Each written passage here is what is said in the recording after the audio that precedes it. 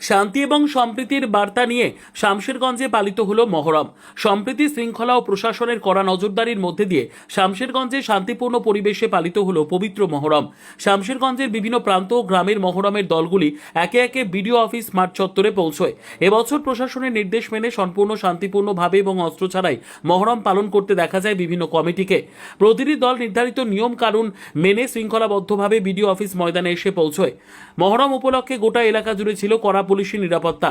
শামশেরগঞ্জ থানার পুলিশ আধিকারিকরা রাস্তায় উপস্থিত থেকে বিভিন্ন দলের গতিবিধির ওপর নজরদারি চালান এবং নিরাপদে গন্তব্যে পৌঁছতে প্রয়োজনীয় সহযোগিতা করেন। প্রতিটি দলের সঙ্গে পর্যাপ্ত সংখ্যক পুলিশকর্মী ও কেন্দ্রীয় বাহিনীর জওয়ান মোতায়েন করা হয়েছিল, যাতে কোথাও কোনো অপ্রীতিকর পরিস্থিতির সৃষ্টি না হয়। পাশাপাশি বিভিন্ন গুরুত্বপূর্ণ এলাকায় বিশেষ নজরদারির ব্যবস্থা করা হয়।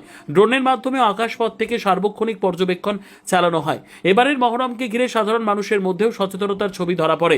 গ্রামের বাসিন্দারা প্রশাসনের নির্দেশ মেনে চলতে উদ্যোগী হন এবং দলগুলিকে শান্তিপূর্ণভাবে পরিচালনা করতে সহযোগিতার হাত বাড়িয়ে দেন। মহরম কমিটির এক সদস্য বলেন, আমরা প্রশাসনের সমস্ত নিয়ম কানুন মেনেই দল নিয়ে এসেছি। প্রথম দিকে কিছুটা অসুবিধে হলেও পরে গ্রামবাসীরা নিজেরাই নিয়ম মেনে দলকে এগিয়ে নিয়ে যেতে সাহায্য করেছেন। এজন্য গ্রামের সমস্ত মানুষ কে আন্তরিক ধন্যবাদ জানাই। পাশাপাশি শামশেরগঞ্জ থানার পুলিশ এবং বিশেষ করে আইসি সুব্রত ঘোষকে ধন্যবাদ, কারণ তাদের সহযোগিতা ও তৎপরতায় আমরা শান্তিপূর্ণভাবে মহরম পালন করতে পারছি।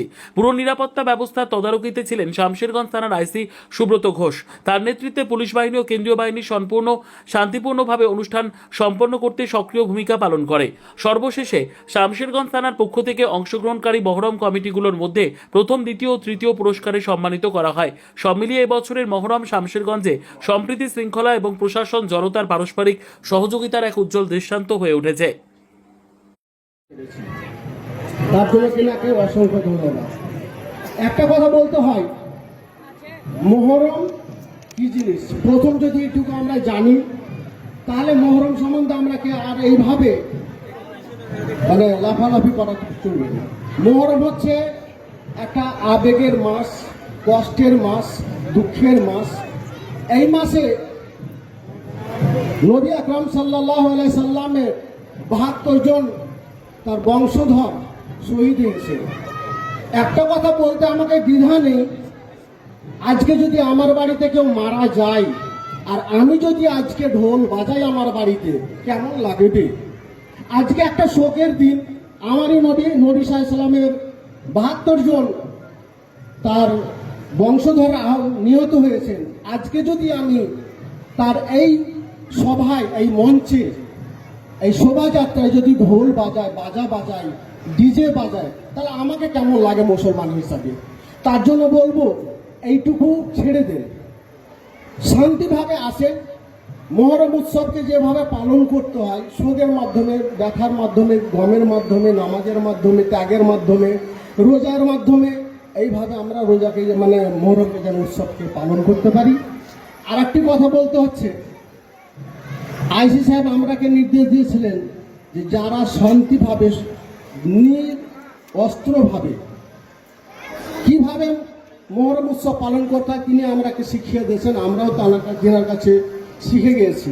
আমরা শুধুমাত্র নিশান নিয়ে সারা রাস্তাটি শোকের মাধ্যমে, গমের মাধ্যমে, দুঃখের মাধ্যমে আমরা এসেছি। এই বার্তাটা আমি সবাইকে পৌঁছে দিতে পারি যে আপনারা এইভাবে মহরম উৎসবটাকে পালন করুন। এইটুকু বলে আমি নিজের বক্তব্য শেষ করছি।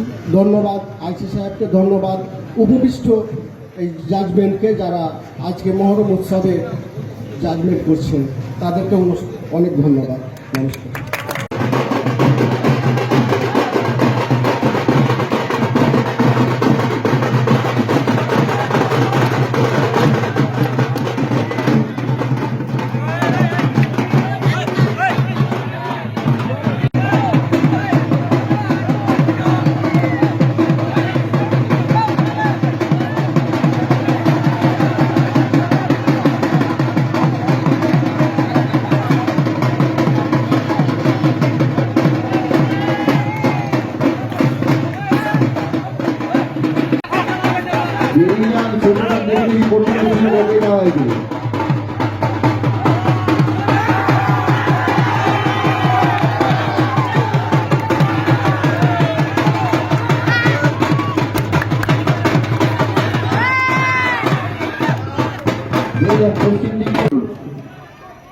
এবং যারা প্রদর্শন করবেন তারা